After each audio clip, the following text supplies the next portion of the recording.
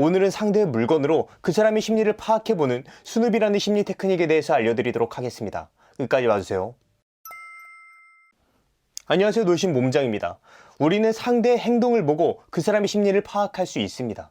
그렇지만 행동뿐만 아니라 그 사람의 표정, 복장, 물건, 그리고 그 물건의 배치까지도 사람의 심리를 파악할 수 있는 힌트를 주죠. 자, 그럼 이 공간을 보고 이 사람에 대해서 무엇을 파악할 수 있을까요? 한번 찾아보세요. 누구의 공간이었을까요? 네, 촬영 세팅하기 전 순수한 제가 사용하는 정리되지 않은 공간입니다. 어마어마하게 난장판이죠. 네, 어쨌든 그게 중요한 게 아니고 우리는 공간을 통해서 굉장히 여러 가지 것들을 파악할 수 있어요. 차츰 얘기를 하면서 알려드릴게요. 먼저 스눕이란 말은 말 그대로 무언가를 기웃거리면서 찾는다는 의미예요. 그렇지만 심리학에서는 그 의미가 한층 더 깊습니다. 보통 스누플로지라고 하는데 심리학과 스눕의 합성어죠.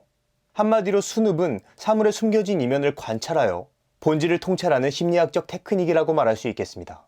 그렇다면 사물의 이면이란 게 뭘까요? 바로 사람이 남긴 자취를 말해요. 다시 말해 그 사람의 흔적을 보고 그 사람이 어떤 사람인지, 그 사람의 성향, 성격, 정체성, 감정, 과거와 미래 등을 알아내는 것을 스눕이라고 말할 수 있겠습니다. 실제로 얼핏 보면 별거 없는 공간일지라도 자세히 살펴보면 굉장히 다양한 심리학적인 정보가 숨어 있어요. 따라서 우리는 스누핑을 통해 상대방에 대한 데이터를 쌓고 그것을 바탕으로 상대방에게 호감이나 신뢰를 만들어낼 수도 있을 겁니다. 악용하지 않는다면 말이죠. 실제로 심리학은 그 자체로서 선하고 악한 게 아니기 때문에 어떻게 사용하는지에 따라서 굉장히 다르게 적용이 될 수도 있으니까요.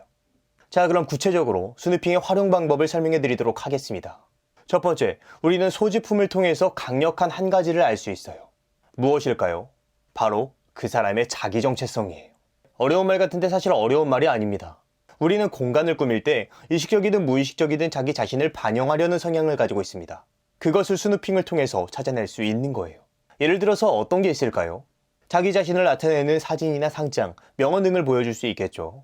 그리고 배치도 굉장히 중요합니다. 사람들이 많이 볼 수 있는 거실 같은 장소에 그런 것들을 배치한다면 그것은 자신의 정체성을 사람들에게 보여주기 위한 무의식적인 행동이라고 볼 수 있을 거예요. 저 같은 경우엔 못가기가 제 심리를 반영하는 용도로 사용되고 있습니다. 두 번째는 물건을 통해서 상대방의 감정을 파악할 수 있어요. 왜? 물건엔 감정이 담겨 있기 때문에. 아까 제가 거실에 가족 사진을 배치하는 것은 사람들에게 보여주기 위한 행동이라고 얘기했잖아요.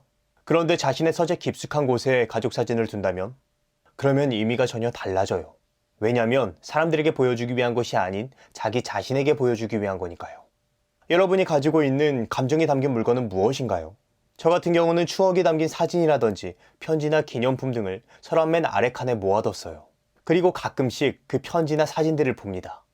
이렇게 감정이 담긴 물건들은 우리가 스트레스를 받을 때 웃음 짓게 하거나 잠시 추억에 빠지게 만들어주는 감정 조절 장치로 이용되곤 합니다. 따라서 상대방이 물건을 어디에 배치했는지에 따라 같은 물건이라도 다른 의미를 지닐 수 있는 거죠.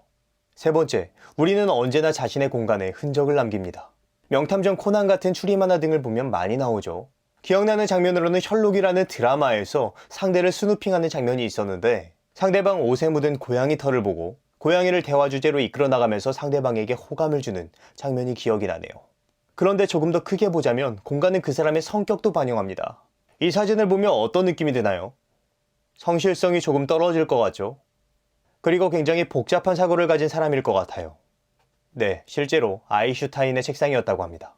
저도 아인슈타인하고 공통점이 하나 있네요. 또한 지폐를 한쪽으로 몰아넣는 사람과 지폐를 확실히 구분하고 동전지갑까지 있는 사람은 성격적인 특징에서 분명한 차이가 있을 거예요. 스눕에선 이렇게 사람의 성격적인 부분을 빅5 성격 유형으로 분리해서 사람의 성격을 자세히 파악하곤 합니다. 이 부분에 대해서 나중에 더 자세히 얘기해 보도록 할게요. 자, 지금까지 스눕에 대한 3가지를 말씀드렸습니다. 이때 우리에게 공통적으로 필요한 요소가 하나 있어요. 네, 바로 관찰력이에요. 관찰력은 우리 주변을 돌아보면서 물음을 던졌을 때 비로소 나오게 되죠. 오늘은 가볍게 주변을 돌아보는 것은 어떨까요?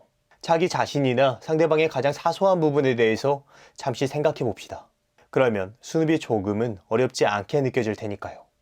그럼 오늘의 심리학은 여기까지 하도록 하겠습니다. 다음에 다시 봐요. 안녕.